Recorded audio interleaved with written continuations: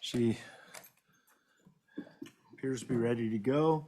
I have the superintendent and the secretary in the room. I think that I understand the treasurer should be joining us as well. But if that meets with the requirements for a quorum, I will turn the meeting over to you. Thank you. Thank you, Mr. Chairman. Yes, we do have a quorum. It's my understanding that the treasurer was also intending to appear virtually.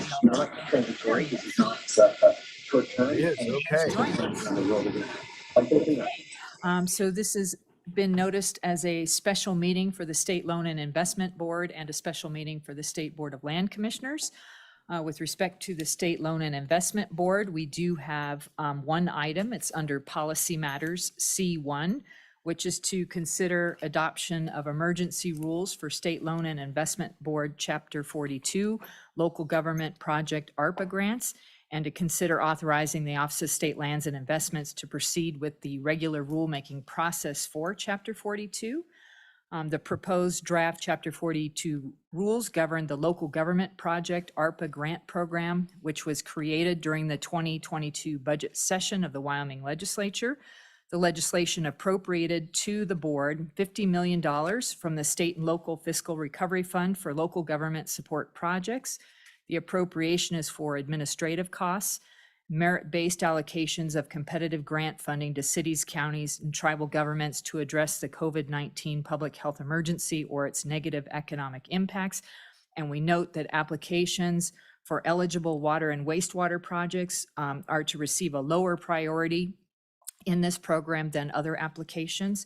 That was a directive from the legislature. We also note that grants issued by the board under these rules must meet all applicable federal eligibility. Funds must be obligated by December 31st, 2024 and fully spent by December 31st of 2026. Funds may only be used for costs incurred on or after March 3rd of 2021. The proposed rules are based on guidance provided by U.S. Treasury, supplemented by the requirements of the authorizing state legislation. The rules have been drafted to comply with both federal and state law. Although not required as part of the emergency rulemaking process, the office did solicit written public comment for 13 days. A summary of those comments have been provided to the board, and there were, in fact, some changes made to the draft rules in response to public comment, which Mr. Miller will speak with the board about here in a few minutes.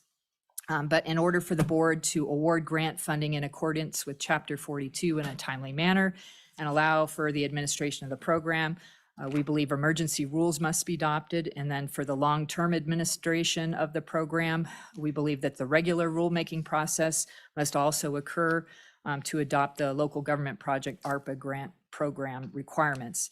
I will note that this morning there was a change made to the draft rules that had been posted up on the website. We noticed that in the draft rules this morning that several words were inadvertently left off in section 6C. So in chapter 42 on page 42-4, section 6C used to state jurisdiction, each application shall include, and then there were some words that were left off. The corrected version in section 6C says justification. Each application shall include the justification required by section 5. So the revised draft rules copies were provided to each of you today. And again, we posted sort of the amended version up on the website this morning as soon as we realized that there was a problem. So it's the director's recommendation that the board find that emergency rules are necessary for the timely award of funding and administration of Chapter 42 Local Government Project ARPA grants. If the board makes that finding, that the board adopt the draft emergency rules for Chapter 42, which are attached to the board matter.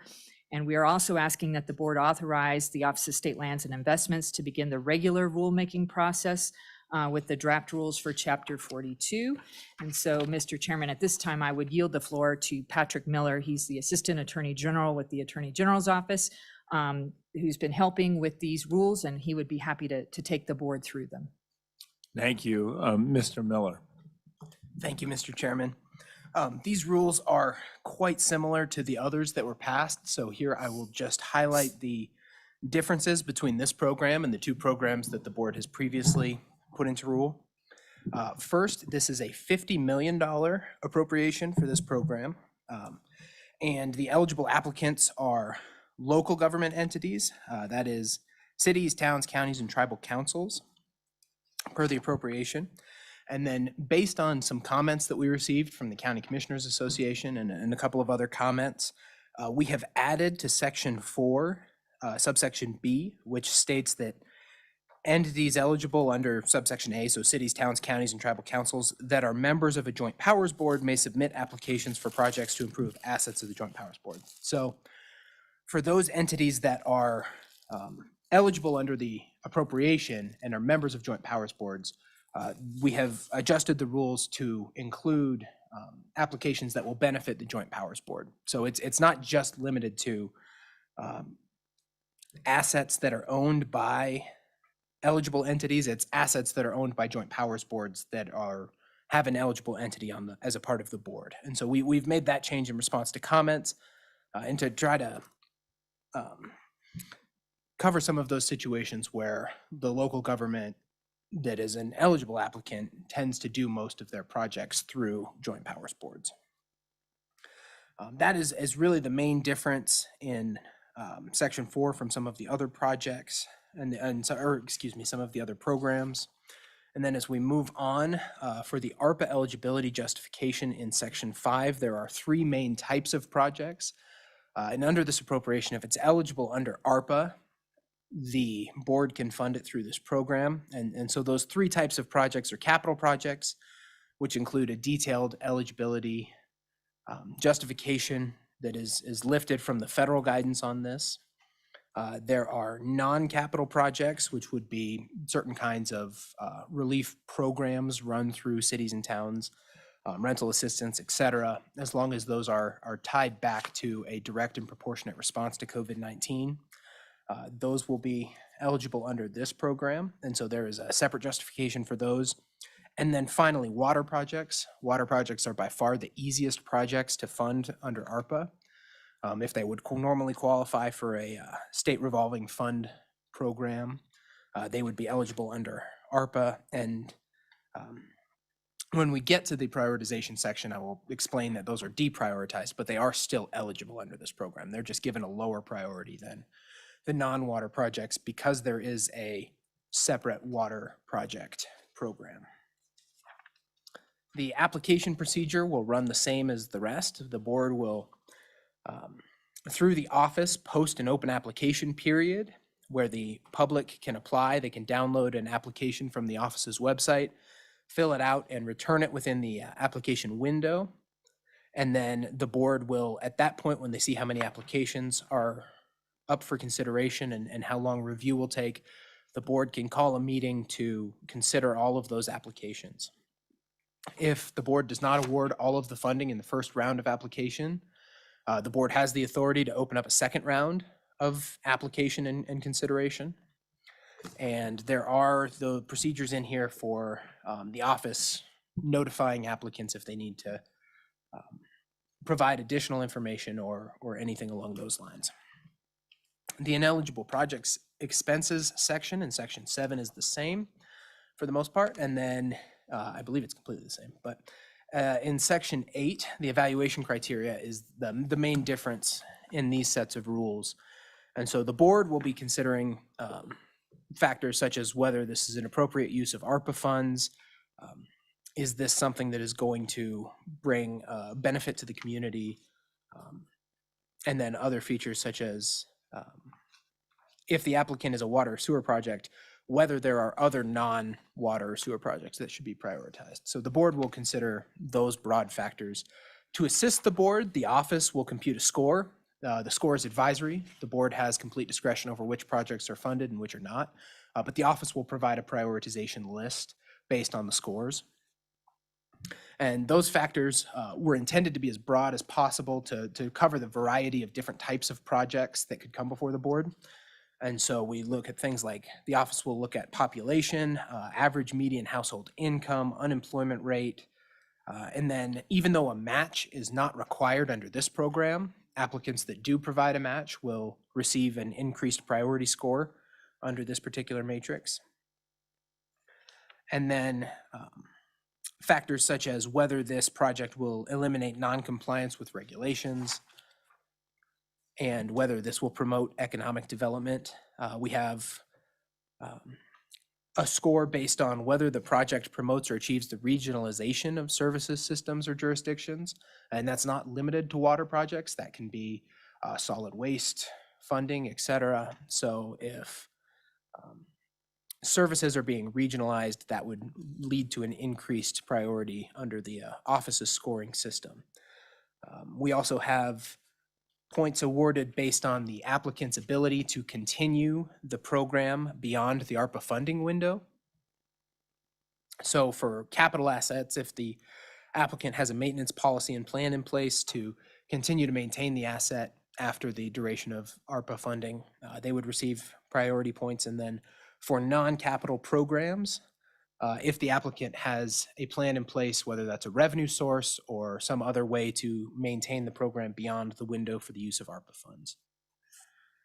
And then finally, there are a few other criteria such as whether the funding is being requested for a partnership project with other communities, which would also receive increased priority.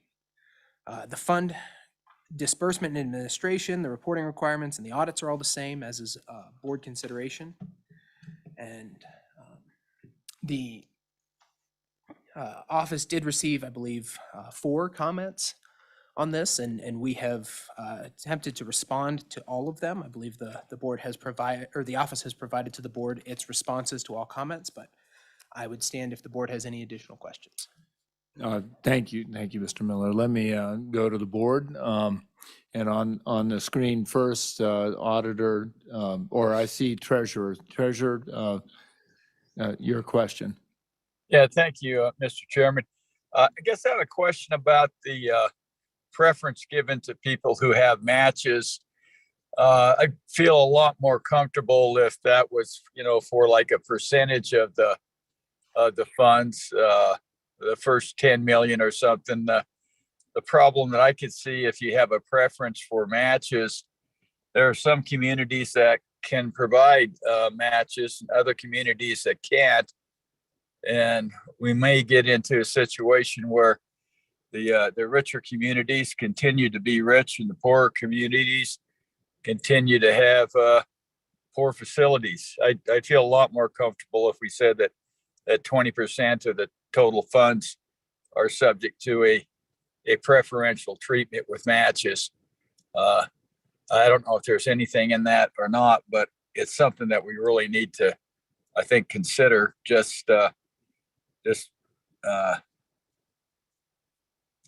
can see it causing some dislocation in the application of the funds in a negative way to a lot of small communities. Thank you, Mr. Treasurer. Mr. Miller, any comment?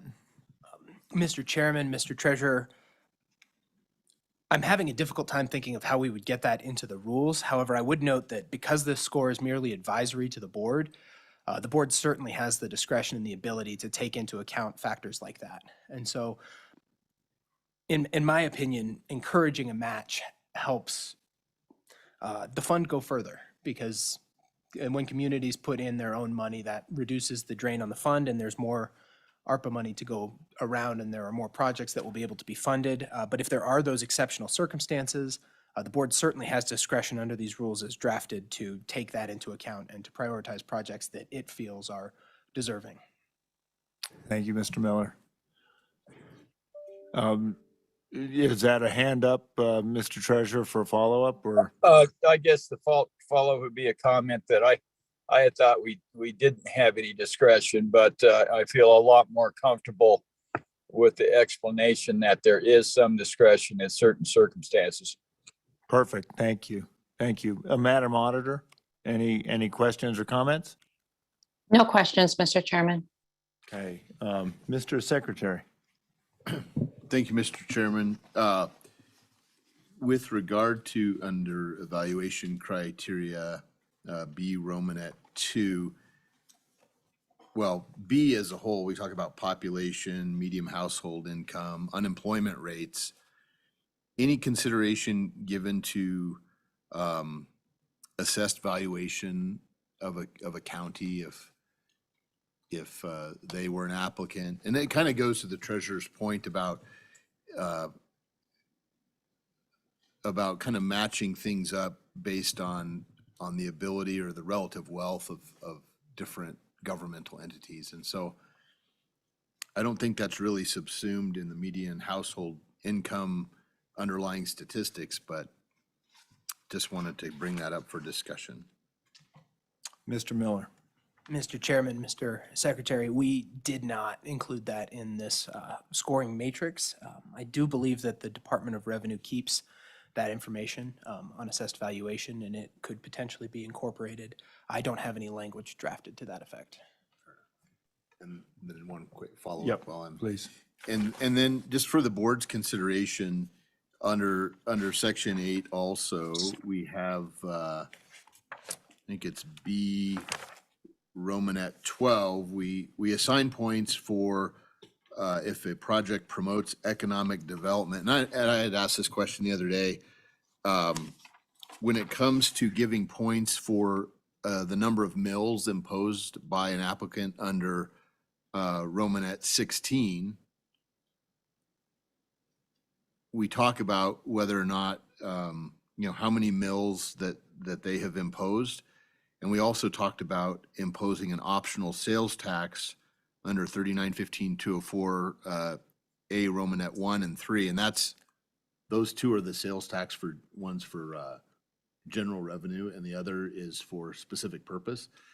But on the books, we have an economic development tax that's up to the local community. And that's under that same section, except it would be under A Romanet 6. And I just wanted to have a discussion as to whether or not we ought to give perhaps 2 points for a particular county that has an economic development tax, since that's an extra piece of skin in the game. And we're saying under Romanet 12 that we are recognizing that if a proposed project promotes economic development, it should get additional points for that. And so I thought maybe the skin in the game, in addition to regular mills and additional sales tax under the optional sales tax, if we shouldn't add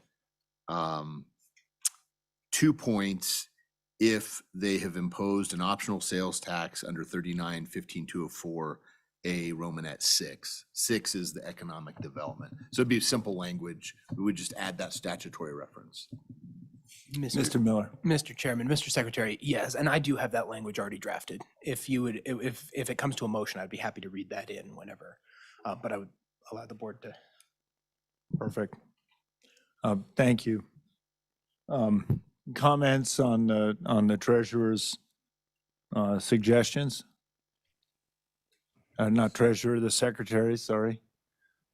Mr. Treasurer. Yeah, Mr. Chairman, I think those are good comments by the secretary. I think the assessed valuation, I think that has to do with a distribution formula that we've used for the Library Foundation, where you had 3 tiers split based on the assessed valuation per population, and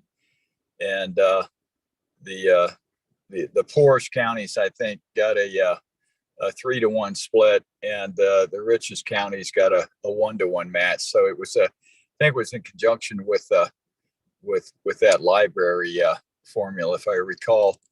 And I do concur with the adding in the other sales tax, optional sales tax.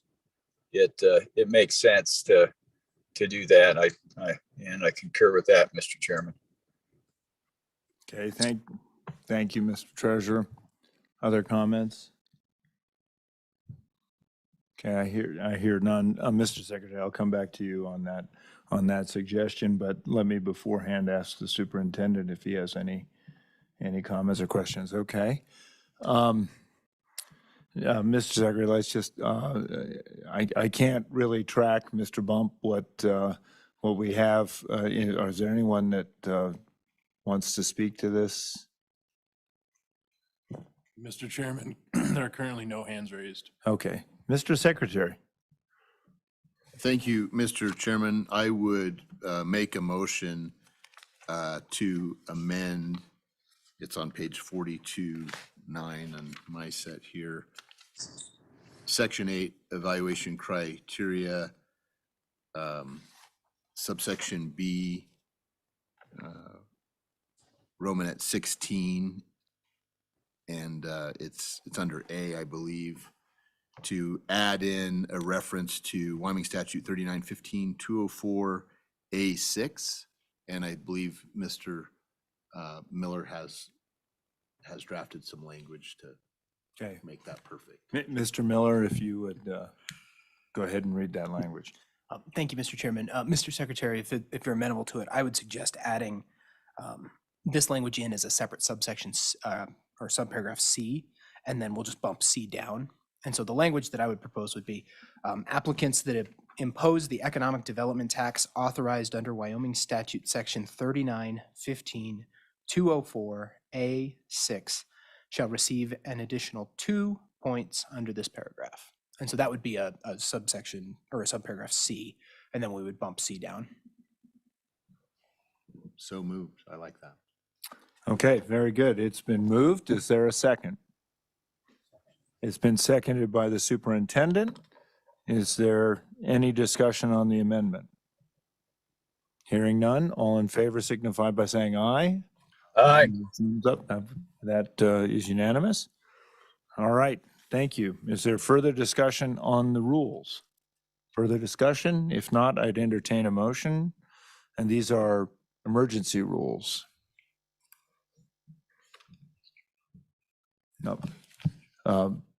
Mr. Chairman, Mr. Bump. I just wanted to let you know that a hand went up right after we called for it. Okay. Sorry, Mr. Bump, sorry. Let's recognize whoever's online.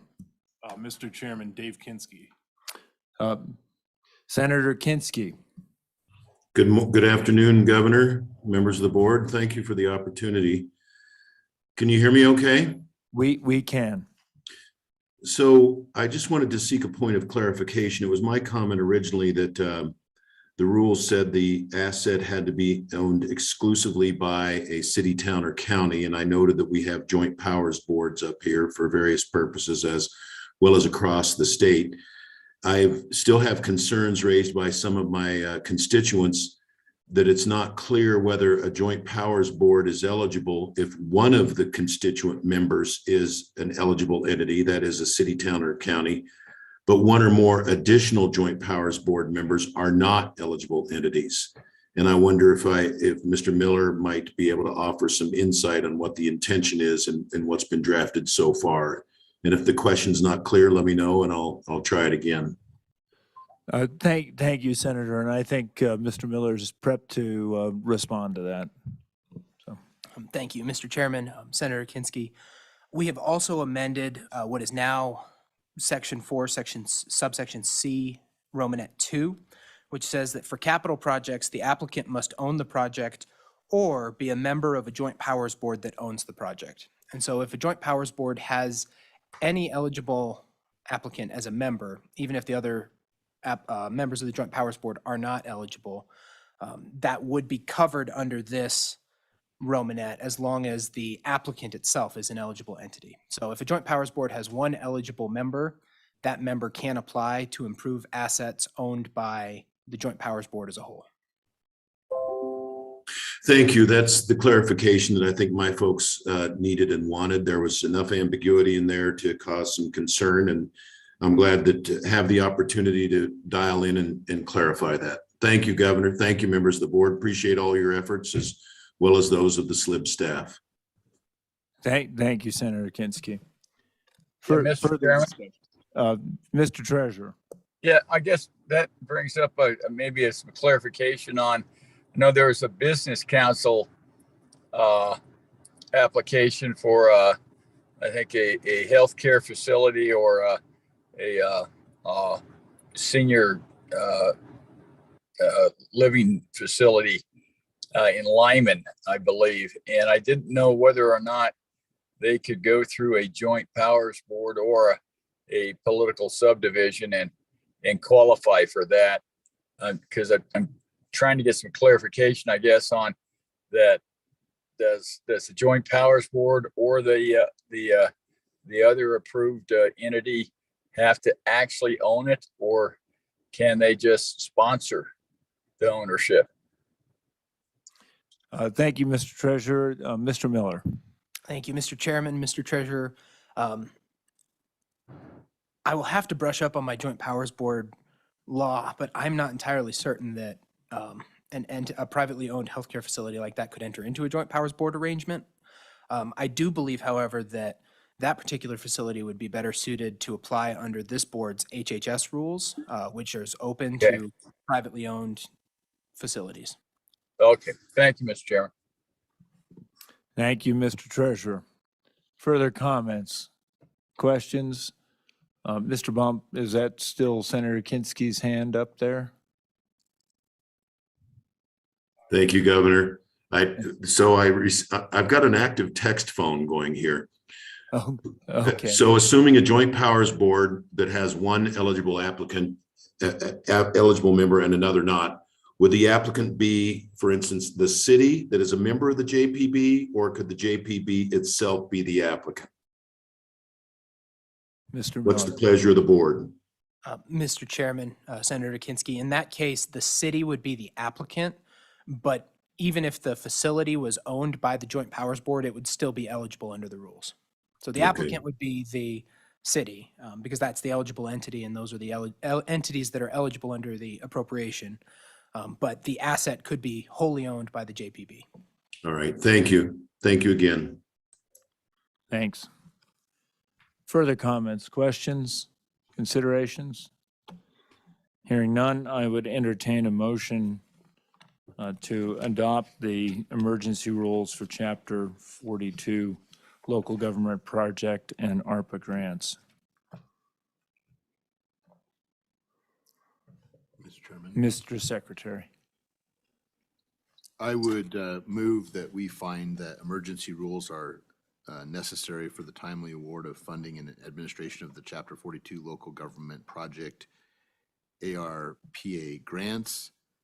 And if we make that determination, I would also include in that motion that we adopt the attached draft emergency rules for Chapter 42 Local Government Project ARPA grants, and authorize the Office of State Lands Investments to begin the regular rulemaking process with the attached draft rules for Chapter 42 Local Government Project ARPA grants.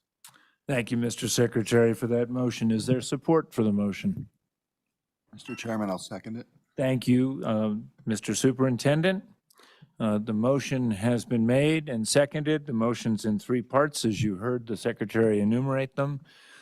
Is there any discussion? Mr. Miller? Can I just clarify for the sake of the record that these are the rules as amended? Thank you. Thank So you. amended. Is that As amended. is that okay with the second as well? Very good. Thank you, Mr. Miller, for that clarification. Further discussion? Further discussion? Hearing none? All in favor signify by saying aye or a thumbs up. Aye. I have thumbs up and an aye from the treasurer, thumbs up from the auditor, and ayes all around here. That motion carries. Madam Director. Thank you, Mr. Chairman. So that concludes the agenda for the State Loan and Investment Board special meeting. And we would ask that the board now convene as the State Board of Land Commissioners for its special meeting. Okay, thank you. Madam Director, you're going to ask advice for the record. Do I now close the State Loan and Investment Board, announce that we're adjourned, and that we are convening the State Board of Land Commissioners? Okay, thank you, Mr. Chairman. Yeah. There is one item on the State Board of Land Commissioners special meeting agenda today, and that is C1, which is to consider modifications to the grazing and agricultural lease application. The office is continuing to update and enhance its application process for the grazing and agricultural program to include requirements contained in new legislation from this past year. And we've created 3 separate distinct applications specific to the various leasing scenarios. I have Deputy Director Crowder here to take the board through the proposed changes to the forms. The statutes require that the board approve applications related to the grazing and agricultural leasing process, so that's why we are bringing it to the board today. With that, I would yield to Deputy Director Crowder. Deputy Director, the floor is yours. All right. Thank you, Mr. Chairman. As the board is aware, at its last meeting, we discussed vacant land leasing and the vacant land leasing process and the need for an application specific to vacant land leasing. The board approved that application at that time with some discussion about clarity around entities, how they were listed on the application, which ones were listed and how they should be listed, along with some clarifying language about the lands that were spoken about in answers to questions in the application. We have worked with the Secretary of State's office and feel that we have the entity portion of that discussion cleaned up, and it's highlighted in the board matter for you to review as well. We've also added some clarifying language that makes it clear to the applicant that the application is seeking answers that are specific to the lands applied for on this application, not lands that an applicant may lease from us or somebody else or their private lands, but land specific to this application. The one thing that we did add as we were working through those clarifications was in addition to the improvement portion of the application, and it is found on page 3. You may remember in past conversations that we've spoken about a backlog of vacant lands that the office is working through advertising, and that advertising process takes some time. The statute is clear that when leases expire, those lessees, those previous lessees, have 120 days to remove the improvements from those lands, or they become property of the state. Obviously, as we're moving through that backlog and in some other cases, that 120-day time period expires. And in some cases it doesn't. So we want to be clear to the applicant when they are expected to provide a deposit equal to the contributory value of those improvements and when they're not. So we've added a checkbox on section 3 about the middle of the page that would indicate to the applicant when they needed to provide that deposit and when they didn't need to.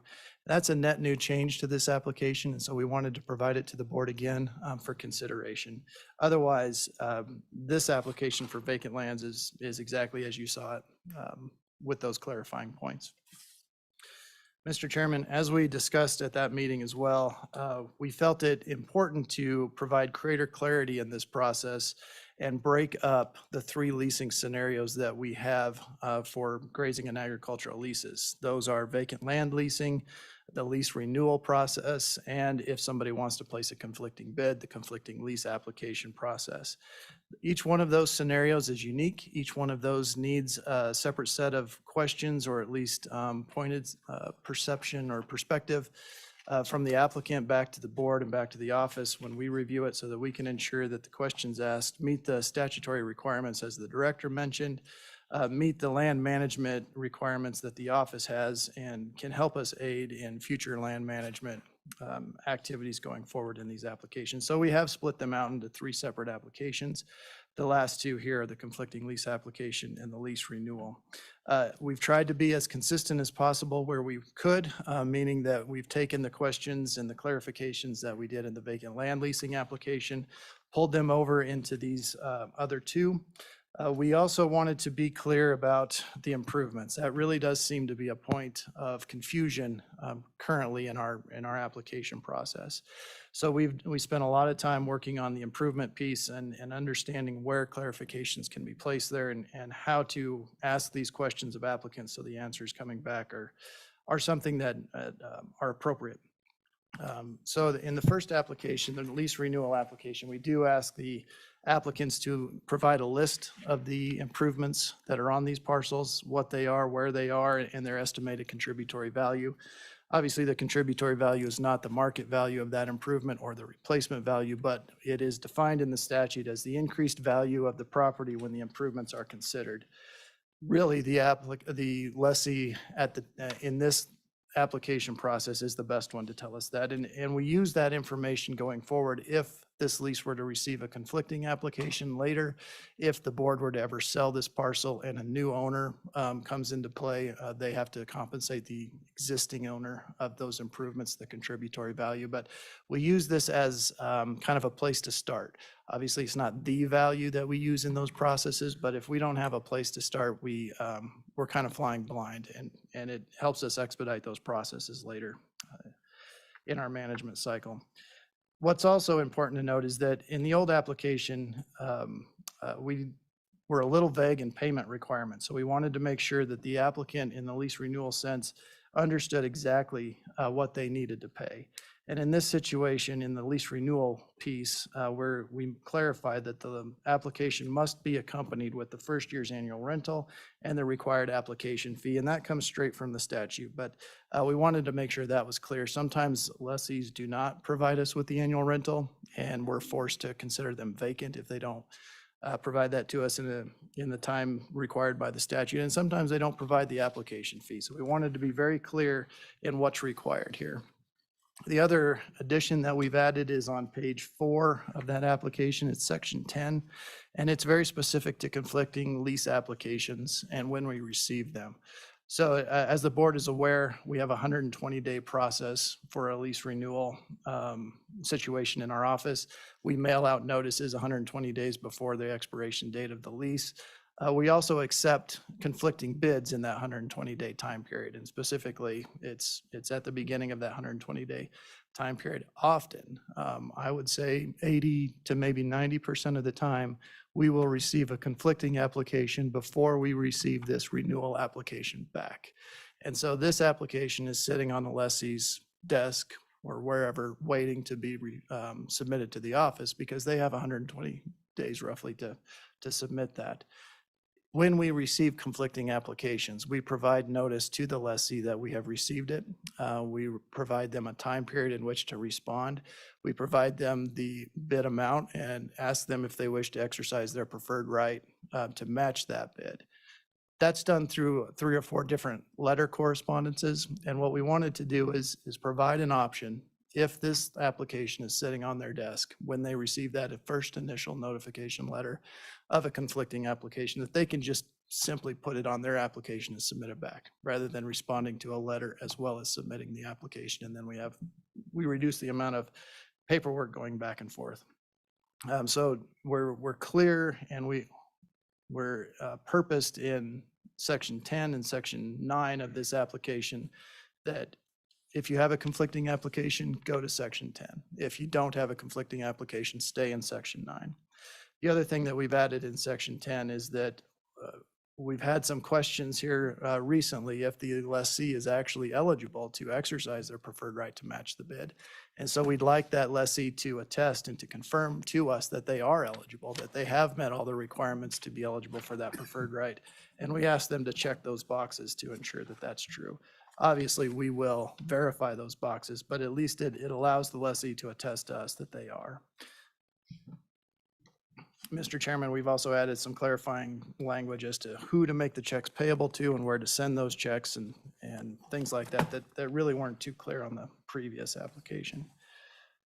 The last application is the conflicting lease application. It asks a lot of the same questions that the renewal one does. However, the change is in the improvement portion, the major change anyway, and that if the conflicting applicant is not the owner of those improvements, that they are required to remit a deposit equal to the contributory value with their application, and makes that requirement noted.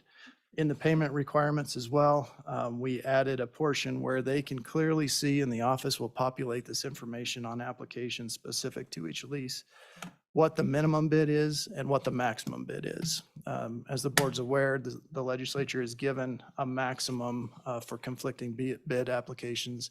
They can't go over 120% of the average statewide private land lease rates. And so we calculate that each year. We want to be very clear in these applications that this is the bracket in which you can place these bids. The other clarifying point that we've placed on this is that sometimes an application will come in, and sometimes that creates a contested case process or proceedings. And those sometimes take several months and maybe a year to resolve.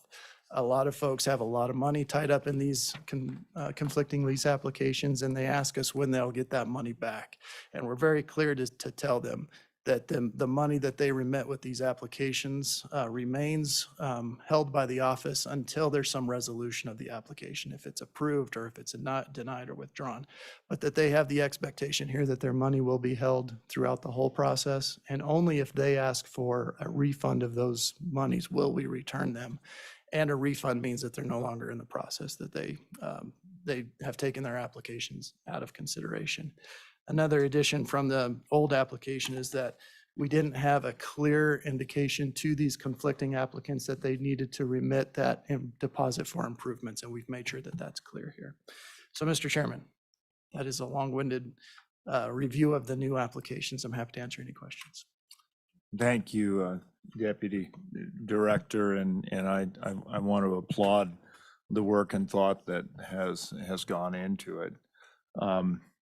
Let me ask if there are any questions from members of the board. If I don't hear any,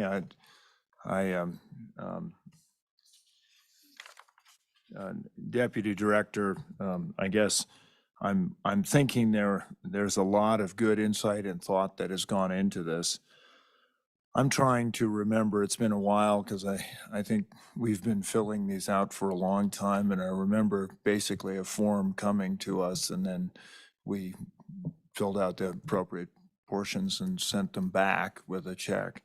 And I guess one question I would have now with these three different forms, as a longtime grazing lessee, how would I sort of receive these, and what would my processing be? I can understand the vacant land, and that is a sort of different approach, so. Mr. Chairman, that's a great question. So as you know, each year we provide notice to each lessee that their lease is up for renewal. And inside of that packet, there's a letter describing the process and what they need to do to conform to it and to respond to it. And also inside of that is the application for them to fill out. So we will actively be sending the renewal lease application to each lessee who's eligible for renewal. So they'll come from our office directly to the lessee. The lessee doesn't have to go out and find it somewhere. They will be posted on our website, obviously, in case they lose it or what have you, if we need a quick reference to it. But they'll get it from a direct notice and mailing from our office. Okay, thank you, Deputy Director. The other question I have, and I think it's occasioned by the adjustments, which may be a kind word, that the legislature did to our vacant land process. In the case, and I'm thinking of the Martin parcel now, where we now have isolated state lands, which quite conceivably could become vacant lands. And this may not be entirely appropriate to this, but I think the case is a good one. How would a person use these? They wouldn't check the I have adjacent land portion, and then we would try to figure out how to sort that. And the question I guess I have specifically, if somebody had the BLM grazing lease, would that qualify as an adjacent landowner, or are you taken out of the running in that particular case? Mr. Chairman, in a lease renewal sense, there's not a requirement that you hold that adjacent land. But from a land management perspective, we'd like to know who our lessees are and how they're managing that property, in case we have something in the future that we need to look back on that answer. Another reason for asking that question, if there is a conflict on it, and those bids happen to be equal, and we've had a case of that, there is a statute, 365108, that says the board shall grant the lease to the applicant holding lands nearest to the lease applied for. And so we need to know, in a lease renewal sense, from that standpoint, Mhm. what they own there, and we'll utilize that. But it's not specific to lands owned, it's also lands controlled. Doesn't necessarily kick anybody out of the process unless we get to a certain point in the lease renewal process as the statute requires, and we need to look at that answer. Thank you. Any other questions? I would entertain public comment if there is any, and I think you had mentioned, Deputy Director, that there were 3 comments that that had come in on these, or very few comments that had come in on these forms. Mr. Chairman, the only comment we've received is from the Stockgrowers Association, Mr. Magagna, who raised 3 points. And I'm happy, I know he's in the audience and he can speak to them, or I can speak to him either way. Mr. Magagna, do you want to address the board?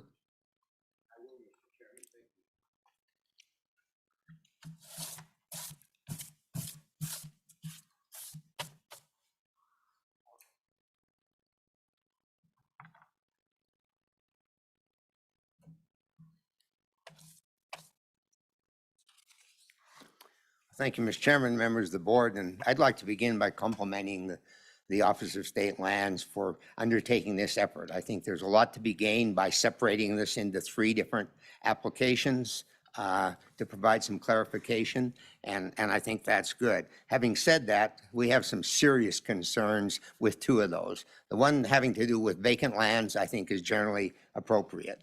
The other 2 have some numerous issues of concern, and in a broad sense, I listened to the comment earlier by the Deputy Director that often conflicting applications come in before the renewal application.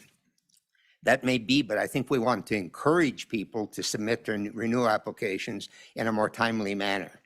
And this form, by asking them if they're willing to match a conflicting bid, is going to encourage them to get this and say, well, I'll put it over in the corner and wait and see if there's any conflicting bids, I guess, before I fill it out. And it seems like the way these are drafted and work together works against the interest of the current grazing lessee, and in many cases, multiple generations of grazing lessees on that land. So that's one example of that. Another example is on the one for current leases, asking if you have adjacent lands. That's not if you're the current lessee, that's not a criteria. You have a preference to renew your lease, irrespective of whether someone else has adjacent lands or you don't. So I think that one is, in our view, questionable. And as I say, the one about matching lease bids, while it may simplify things somewhat for the office, I think as a lessee renewing my lease, I should have the opportunity and the encouragement to submit a timely renewal. Then if there is a conflicting bid, that puts another process in place and will require some additional correspondence and an additional commitment by the current lessee to match that. The other one dealing with conflicting lease applications, asking the conflicting lessee to put the value, the added value that those improvements contribute. I think that's inappropriate, because those are values that, assuming everything is done in a timely manner and the lease is renewed, and the conflicting bidder obtains that lease, they're going to be required under current law to reimburse the current lessee for the value of those improvements, the value that they attribute. And it's got to be the person, the current lessee who created those, who establishes the initial value. Now, a successful competitive bidder can argue about that value. If they can't reach an agreement, then I believe that the Office of the State Lands and or the board has the authority to make that determination. But asking a third party who didn't have anything to do with the installation of those improvements to put a value on them, I think is very inappropriate. So that and a few other things, I won't go into a lot more detail now, Mr. Chairman. What I would urge the board to do, and I realize why they would like to move forward with this, but we've gotten by for many years with the current form. So with the exception perhaps of the vacant lease form, of the vacant lease form, which I think is appropriate given the statutory changes and the emergency rule changes out there. As to the rest of it, we would ask that you not approve these today and that there be an opportunity to have some discussion and look at some ways to enhance it so that if I'm the fourth generation leasing this land, to tell me I have to fill out a four-page form in order to lease it seems a little excessive, and some questions that maybe say, have certain things changed since the last time you renewed your lease? And if so, you provide that information. There are questions there about how many head of livestock and how you're going to run them on the land. If I fill those out, how I'm going to run them the first year I get the lease, and then every year based on weather conditions and drought and everything, I change how I'm using that. Does that create an obligation that if I make changes in how I graze, that I have violated the terms of my lease? There's just a lot of questions there that need to be answered. With that, Mr. Chairman, I would be happy to take any questions. Thank you, Mr. McGagnon. I think you raised some really good points. Deputy Director, let me offer the opportunity to respond or add additional comments. Perfect. Thank you for that opportunity, Mr. Chairman. I think I'll first start with the implication of not approving or not moving forward with new applications today means that we all use the old application for the next however much longer it takes to work with the Stockholders Association or receive more comments. That old application has been used. The date on it was last board approved on December 9th, 2009. So it's been in play for quite some time. But I will state that it has questions on here that are exactly what Mr. McGagnon just had issue with. It does ask if they're the owner, lessee, or lawful occupant of the lands applied for. It does ask about the number of livestock on the property. It does ask for all parties submitting this application to talk about the improvements and place a value of contributory value on those improvements. So the old application doesn't remove that applicant from all of these questions anyway. The next thing I'd offer is specific to the improvements. The contributory value deposit, that's how it's described in the statute, is a deposit. It's not the value that, or the amount of funds that will be transferred if the new applicant, the conflicting applicant, is awarded the lease. As Mr. McGagnon mentioned, that is a process that's defined in statute. If there is a discrepancy and the two parties can't come together, I don't remember the number of the statute specifically, but it contemplates that argument would go to a district court. The district judge would identify 3 disinterested appraisers or parties to appraise, and then he would pick a value out of that process, and that whoever the winning party or the losing party of that process is would bear the cost of that whole court proceeding, which is exactly why we ask for this initial step, to try to get a sense of what that contributory value is so that we can have a negotiation before needing to go into that statutorily prescribed process and bring the courts into the situation and raise the costs and things like that. So I don't know that I would agree that it's inappropriate to ask a conflicting party to value those improvements because the statute requires that they submit a deposit for that. Otherwise, they don't have a complete application submitted. So that's why we ask for it. Mr. Chairman, I look through these 3 points. That may be my response for you. Okay, thank you, Deputy Director. You know, I also have a concern just about, I think it's on, is it C1 on the lease renewal on application information. C, no, that's not the one, which is the one that has the D, is the applicant and lessee lawful occupant of lands adjoining the lands applied for. And I'm, you know, we spent much of the last year sort of, and I'll say we really focused, we might also characterize it as being wrapped around the axle about adjacent lands. And I guess I'm curious, knowing in my history that we did have a state lease that was not adjoining, but very important to our ranch, if if we weren't perhaps encouraging contested leases by identifying these things. Now, my thesis goes this way: that really applies to vacant lands, but you're perhaps encouraging people to consider putting contested leases in place.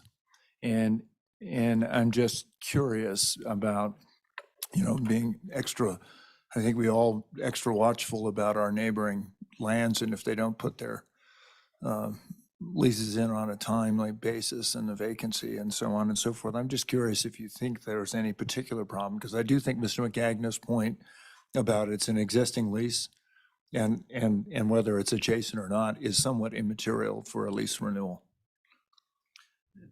Mr. Chairman, I think that's a good question. There are some questions in this application that are land management specific and not requirements to renew a lease. The board has a requirement within 36.5.101 that all leases must inure to the greatest benefit of the beneficiaries. And so I think from our perspective, from the administrative arm for you, we want to provide you with as much information as we can so that you make that right decision. As I mentioned before, we have a statute 36.5.108 that states if we have equal rental offers and everything else being equal, the board is to grant the lease to the individual, the applicant, holding lands nearest to the lands applied for. That happens in existing lease scenarios. And so for us to be able to answer that question when we get to that stage in the process, if we get to it, it's only happened once, but there is a statute requiring that. If we get there, then we would have to go back and ask the applicant again, both sides, do you own lands here that are adjacent, or do you control them? We're simply trying to expedite that process, and just please answer that here, and that's it. Its impact on creating more conflicting applications, I'm not sure how that may impact it or may not. We have we don't advertise leases that are eligible for renewal on our website, but we do put all of our leases on our website with an expiration date. And we also put the process as described in statute on how to place conflicting bids if somebody wants to. So I don't know if this adds any more risk into that equation than what we already do. Thanks.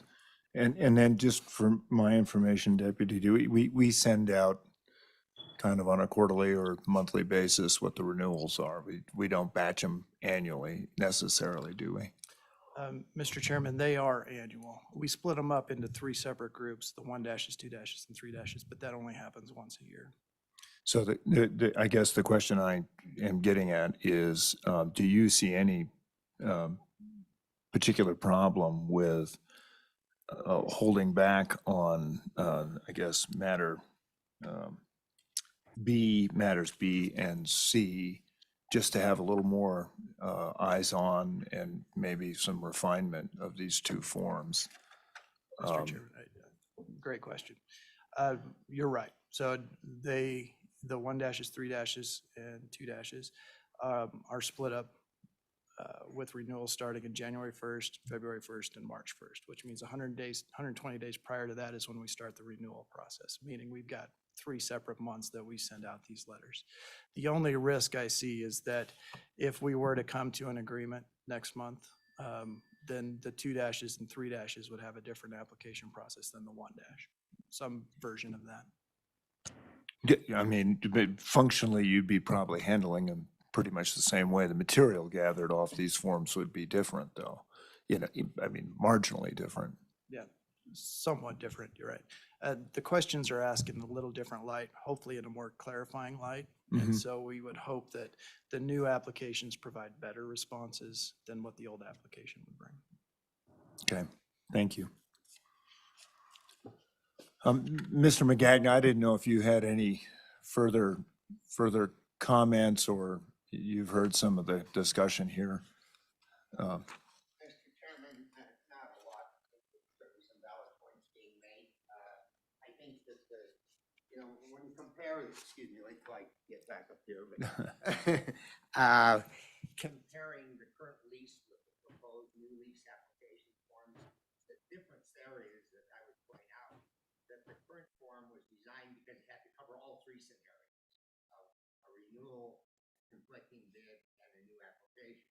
So just to say we copied it over from the current one, it's true, but I think this new process gives the opportunity to say, okay, of the things that were in the current one, which ones are particularly appropriate to a lease renewal?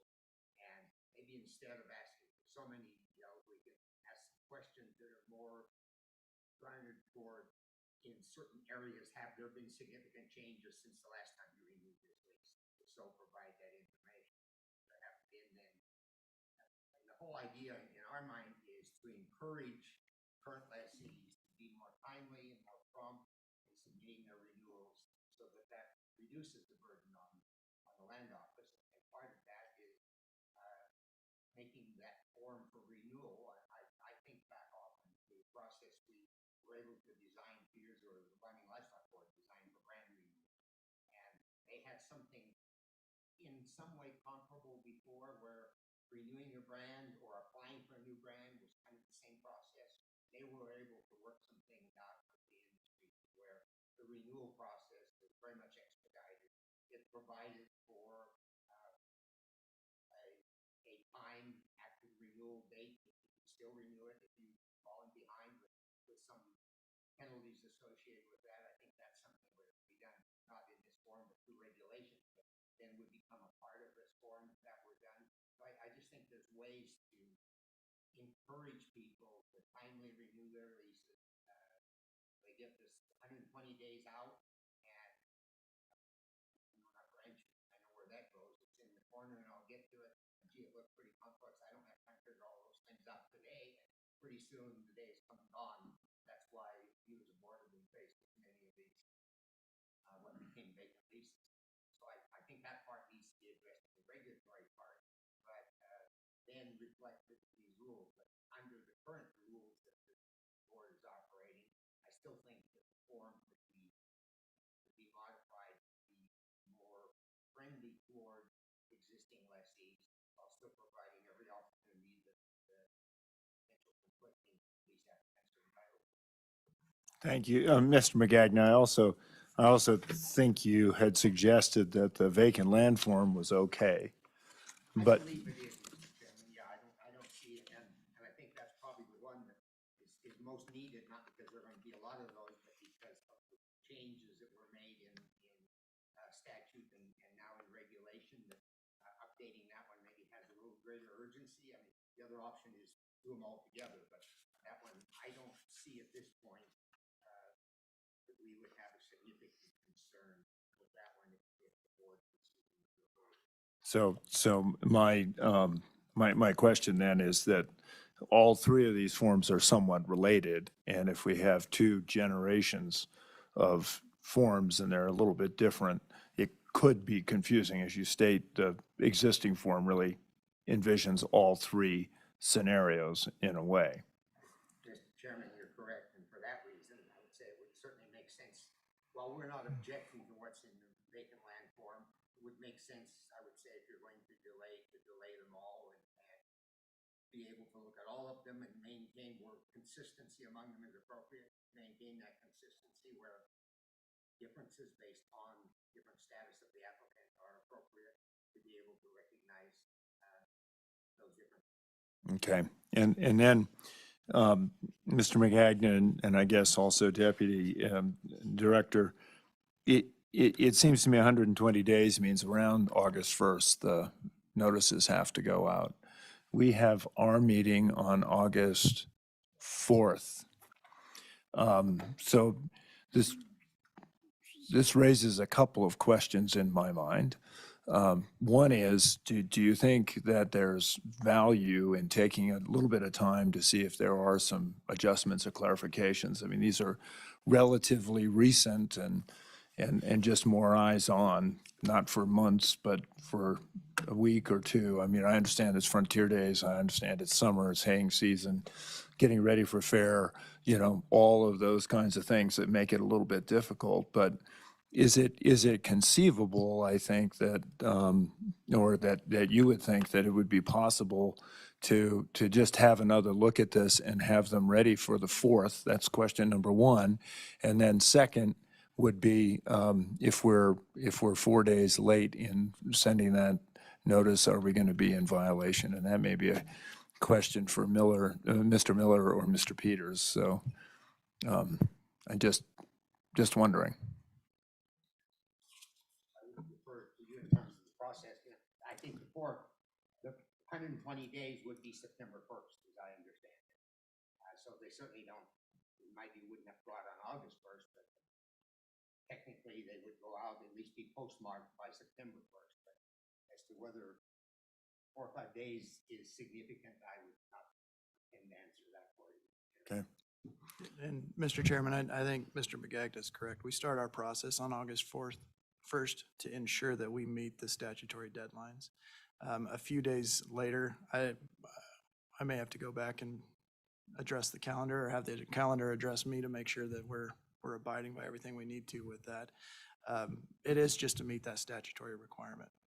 And we have, as more of these become contested, we're paying much more attention to these deadlines so that our process doesn't get stuck because we didn't follow the process and that we're held liable for that. So we can go back and try to get a sense of that. I also agree. This 6-page application is egregious. There's not another application for a program the board manages that's this long. Typically, they're 1 to 2 pages. But we are simply trying to follow statutory requirements here and answering all the questions that they are requiring of lessees to answer as well. So this does get to be long-winded, and it gets to be many pages just to try to create some clarity in the statutes that we're trying to abide by. But having more eyes look at it is always a good thing. We want to have that happen, and I think that our office, anyway, it may not have been done in a formal sense, has gone through this application many, many times. All of the program managers, the staff members that we've had sitting in those seats have reviewed this and have pointed out deficiencies in places where we can do better. And just from my own personal standpoint, having to sit through a hearing and defend answers that are on these applications is hard sometimes. And so having something clear that is defensible in the new statute, the old statute, whichever one we're trying to abide by, from a personal standpoint, helps me when I'm sitting in those situations. Thank you, Deputy Director. Well, I've taken a lot of time asking these questions, and I thank the board for their accommodation. Let me recognize the superintendent. Thank you, Mr. Chairman. My question is, Deputy Director, you guys obviously have put a lot of work into this, and it has achieved much greater clarity and clean things up. I'm just wondering, between now and August 4th, that gives you 13 days. Is that enough to do whatever else you need to do in your mind? If you were to continue to work on these beyond what you already have? Mr. Chairman, Mr. Superintendent, I think so. I think it's in a very good spot. I'd ask Mr. McGagnon to respond to that if he feels he can do it in that timeframe. Mr. McGagnon, you can indicate with a shake of a hand or a hello or a hi or absolutely not, but I just thought I'd. The superintendent, go ahead. Just if the office was to take these 3 applications back and tweak and fine tune and work on them some more between now and August 4th is 13 days. Is that enough time to do whatever needs to be done to satisfy everyone? Difficult for me to say, Mr. Chairman, and that because they're the ones that have to do the work, and I don't want to speak to that. But certainly, we would find the time. I would, unfortunately, if I'm going to do something personally, given my schedule, it might be August 1st before I can sit down in person. Because I'm traveling all next week, so that would be rather tight.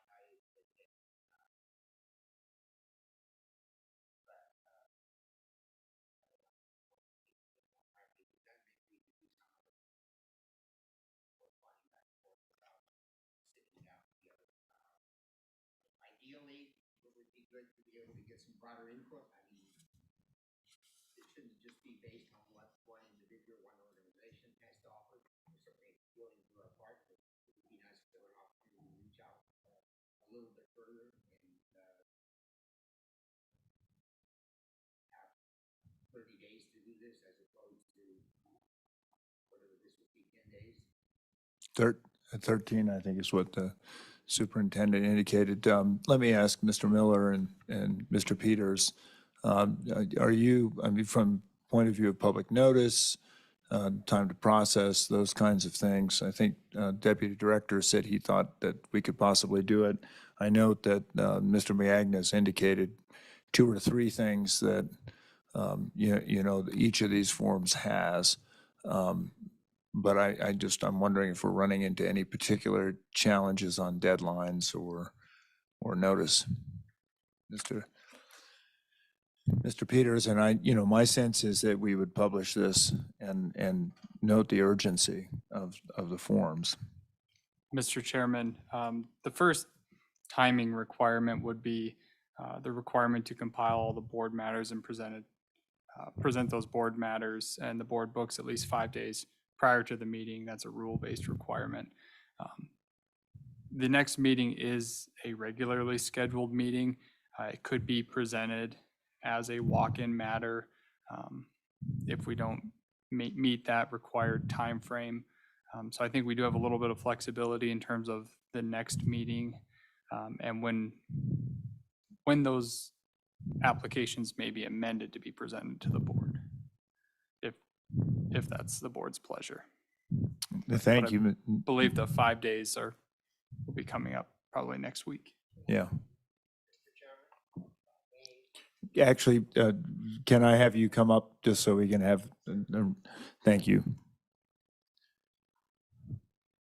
Again, recognize Mr. Megagna.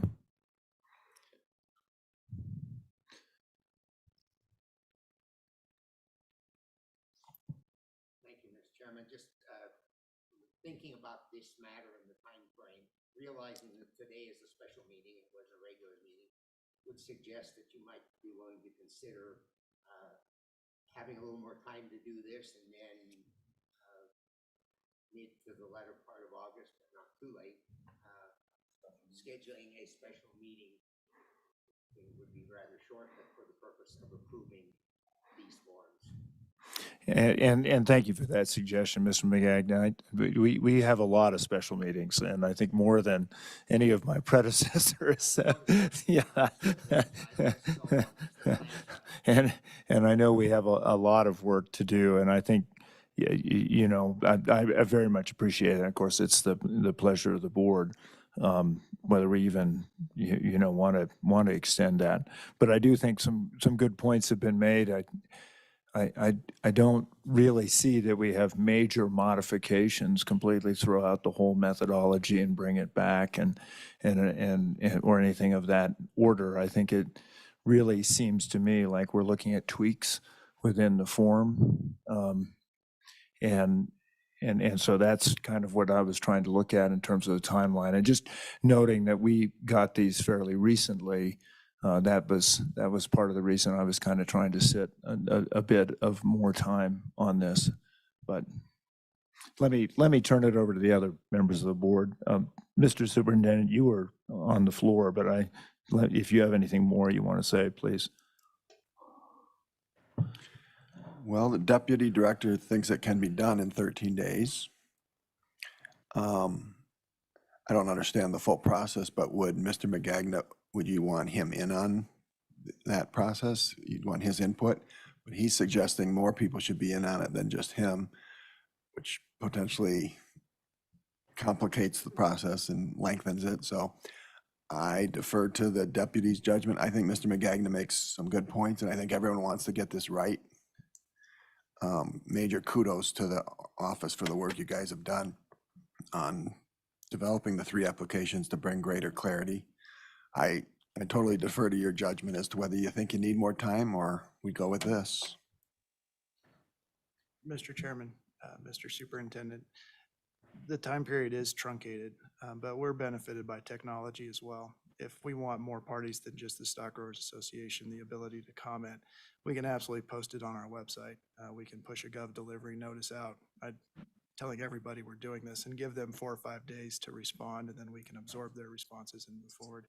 As the director mentioned, we have until next Thursday to provide you these board matters for that August 4th meeting. So it's a very quick turnaround there, unless we did a walk-in matter, as Mr. Peters referenced. That, however, comes with a little less notice to the public that we're actually talking about that on August 4th, and we don't want to do that if we can avoid it. So it's doable. I can absolutely sit down with Mr. Magagna when he comes back from his travels and make sure we have time for that. It is Fair Week in Laramie County during that time, but we'll make time and he can come out to the fairgrounds as well. And bring his checkbook. That's right. That's right. Sale day. Yeah. Thank you. Mr. Secretary, any comment? Just briefly, Mr. Chairman, one thing Mr. Magagna had addressed on the matching bids, somehow inducing applicants to then wait to fill out the renewal. And admittedly, I'm not clear on the paperwork, letters back and forth shuffle. And so on the lease renewal portion on page 3, where you start talking about if this is a conflicting lease application, or if one has been received against this lease, skip this and go to section 10. And we talked about that a little bit. Is there something, language we could put in there? Is this noticed on a website? Like, could an applicant, I got my application in the mail, or I've downloaded this for my lease renewal. It's telling me that if a conflicting lease application has been received, then there's some other things that might happen.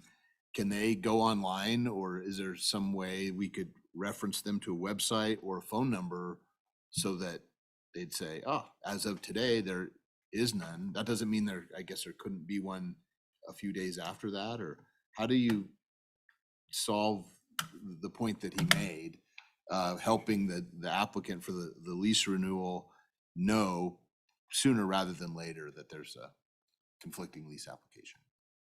Mr. Chairman, Mr. Secretary, that's a good question about process. Once we receive a conflicting bid, that's not necessarily a public process.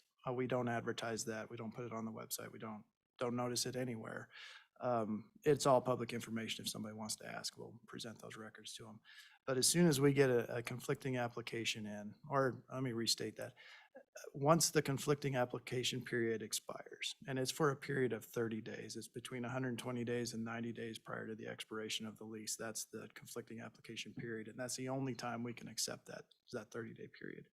Once that expires and we've received one or many conflicting bids against a lease, then we do send a formal notice, a letter to the existing lessee notifying them that they have conflicting bids placed on there. We wait till the expiration of that time period just to make sure that there's not more than one, and they always can meet the highest bid. So we want to make sure that we understand what that highest bid is. I was trying to remember if that's a statutory requirement that we provide notice in that way or not. And Jim may be shaking his head yes or no, I'm not sure, but that's how we do it. And we do it in a certified mail scenario because there are timing components tied to the response as required by the statute. So that's how it happens now. We have seen cases where lessees have these applications sitting on their desk waiting for their time to be filled out whenever that would occur. They receive their notice and then they grab their application and fill it out and respond to our formal notice. We can also send them another one, and we've done that in the past where we send this along with that notice or sometime later, or we could point them to the website where they can grab this renewal application as well. So all three of those situations occur. Real quick, and then, so when that time period ends, if I get the certified notice in the mail, how much time do I have then to go through? Let's say you give me notice that there's a conflicting lease application. What's the time period for me to turn this one in? Mr. Chairman, Mr. Secretary, that's another fun statutory balance we do. In one place, it says 15 days to respond with I'm going to meet the bid. In another place, it says it's giving them 30 days to provide the application back with the bid. So one of those two, and typically we go with the 30 days. Thank you. Thank you. Madam Auditor, any? Yes, Mr. Chairman, I think that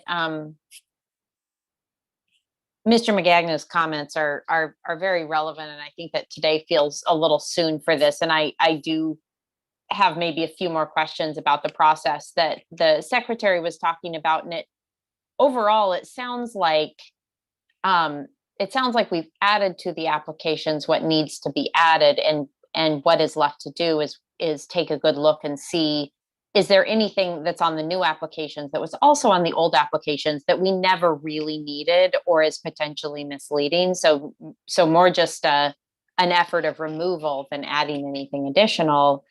I mean, I'm inclined to maybe hold and attempt to have something ready for the August 4th meeting. I do feel maybe if that August 4th meeting, if the two applications were potentially still not ready, or we haven't come to an agreeable product, that we would maybe want to go ahead and move on the vacant one at that, the vacant application at that point. Thank you, Madam Auditor. I don't see that the treasurer is on, but if he is, Mr. Treasurer, oh, there he is. Mr. Treasurer. Thank you, Mr. Chairman.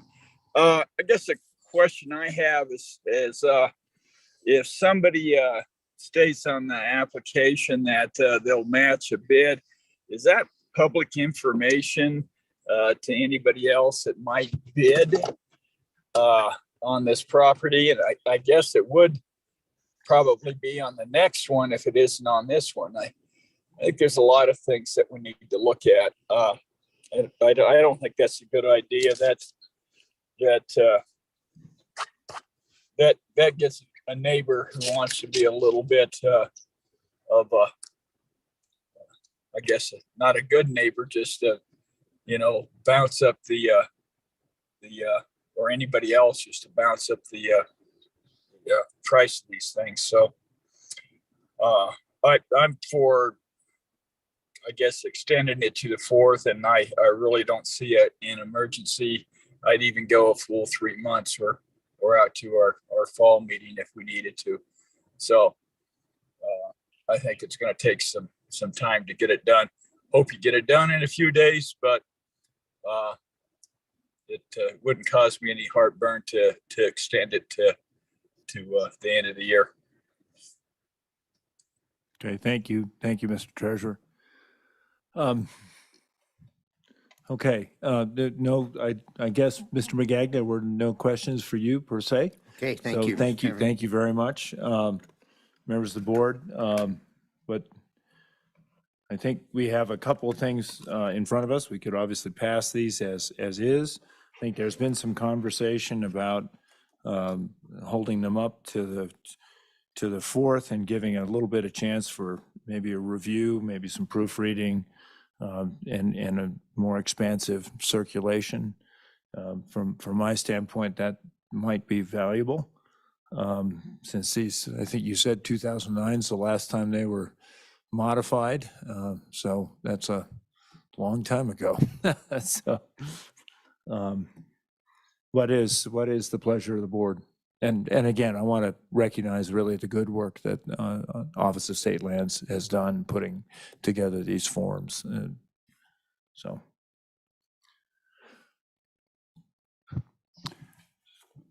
Mr. Secretary, it looks like you're wrestling. Well, I didn't know if a motion Necessary? to table it, and then we bring it back up at the next, or what the appropriate motion would be. That's what I was thinking. And then hear from whether or not we can get her done by the 4th or later. So any help on that? Mr. Peters. Mr. Chairman, Mr. Secretary, one option available is certainly to table it until the August 4th meeting, sort of with the direction to work with the Stock Growers Association and disseminate it and receive additional comment. I think that's appropriate, if that's the board's pleasure. Thanks, Mr. Peters. Mr. Secretary, any follow-up? Mr. Chairman, I would move that the board table consideration of our grazing and agricultural lease applications specific to vacant land leasing, lease renewal, and conflicting lease applications with the direction to the director and the deputy director to address the issues we've discussed here today, working with all interested parties to come up with the best product possible. And I guess that would be the end of the motion. Okay, motion to table has been accepted. Is there a second? I second it, Mr. It's been Chairman. seconded by the superintendent. All in favor signify by saying aye. Aye. Okay, the motion is tabled. Madam Director, Deputy Director, thank you again for your work. Thank you for your patience. Any further matters to come before us, Madam Director? Mr. Chairman, that concludes the agenda today for the special Board of Land Commissioners meeting. Thank you very much. I would entertain a motion to adjourn. Motion to adjourn, Mr. Chairman. Thank you, Mr. Superintendent. Is there a second? Second. It's been seconded by the treasurer this time. So all in favor signify by saying aye. Aye. We are adjourned. Thank you very much.